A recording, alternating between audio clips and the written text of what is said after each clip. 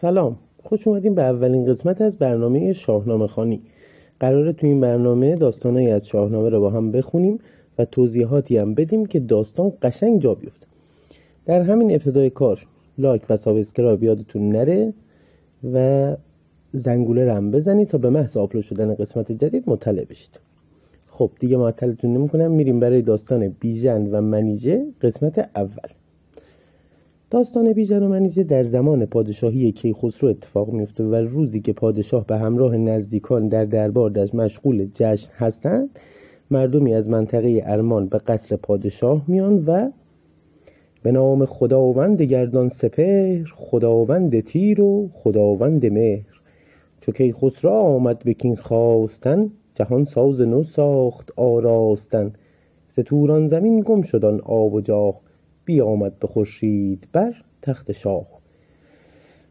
بپیوست با شاه ایران سپهر، بر آزادگان برافکند مهر، زمانه چنان شد که بود از نخست، به آب وفا روی خود را بشست. به جویی که بگذشت یک روز آب، نسازد خردمند از او جای خواب. به بگماز بنشست یک روز شاد، ز گردان لشکر همی کرد یاد. به دیبا بیاراسته گاه شاه، نهاده به سر برز گوهر کلاه. یکی جام یاقوت پرمی به چنگ، دل و گوش داده بر آوای چنگ. به رامش نشسته بزرگان به هم، فریبرز کاووس با گست هم. چو گودرز و کشواد و فرهاد و گیو، چو گرگین میلاد و شاپور نیو. شه نوذران طوس لشکر شکن، چو رخام و چون بیژن رزم زن. میگه که به نام خدایی که آفریننده کائنات و گرداننده روزگار. زمانی که کیخسرو به پادشاهی رسید، روزگار و حال و احوال مردم ایران تغییر کرد. روزگار ایرانیان به سامان نشست. کیخسرو به همراه دوستان و بزرگوار در دربار جشنی برپا کرده بودند. شاه بر تختی که با ابریشم مرغوب مزین شده بود تکیه زده بود و تاجی از گوهر و سنگ قیمتی به سر نهاده بود. پیاله‌ای که به قول امروزی‌ها لاکچری بود، طلایی بود، در دست شاه بود و به صدای موسیقی دل و دین شاه رفته بود. همه بزرگان اعم از فریبرز، گستهم، گودرز، کشواد، فرهاد، گیو، شاپور نیو، رخام و بیژن و گرگین میلاد. این گرگین میلاد شخصیتیه که خیلی تو داستان بیژن و منیژه نقش مهمی داره و یکی از نقش‌های اصلی رو ایفا میکنه. همه پهلوانان توی دربار جمع بودن. حالا ادامه داستان. همه باده خسروانی به دست، همه پهلوانان خسرو پرست.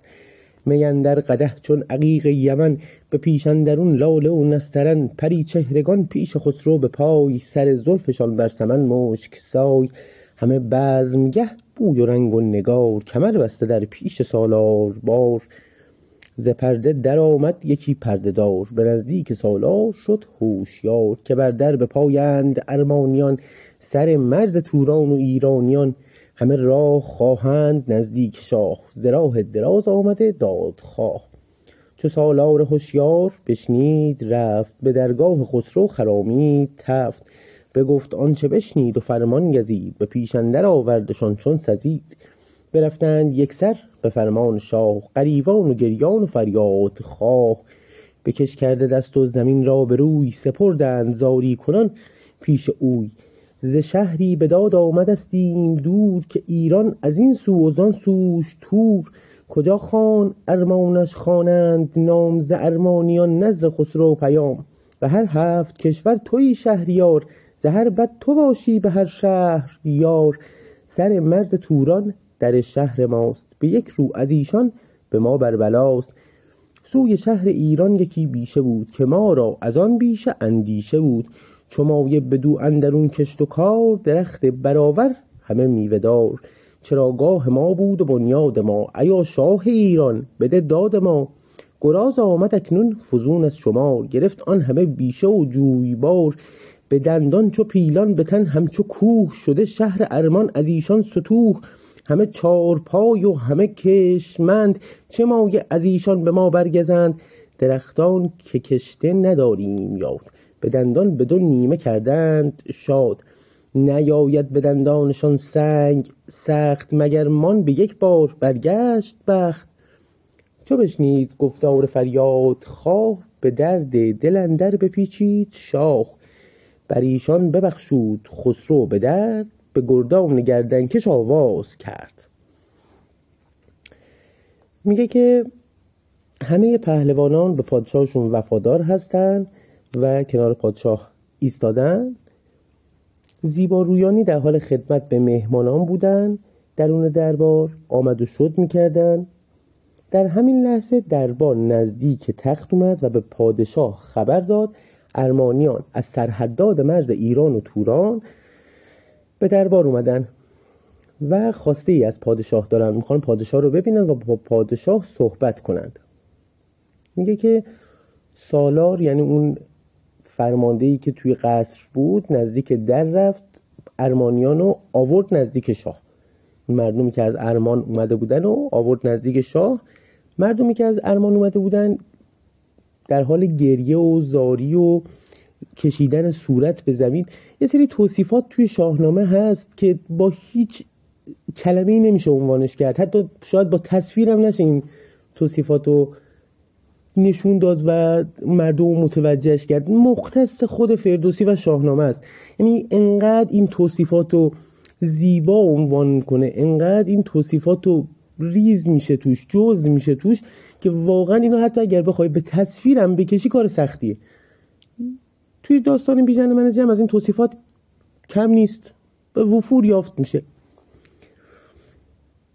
میان پیش شاه، خلاصه شروع میکنن به تعریف کردن از شاه که شما شهریاری، شما کل حکومت دستته، قدرت داری.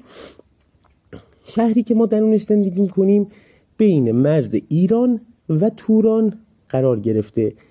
از طرف توران یه سری خوک و یه سری گراز، به اصطلاح بگم یه سری گراز به سمت بیشه‌ای که ما اونجا کشت و کار میکنیم، کشاورزی میکنیم، بالاخره باغداری میکنیم.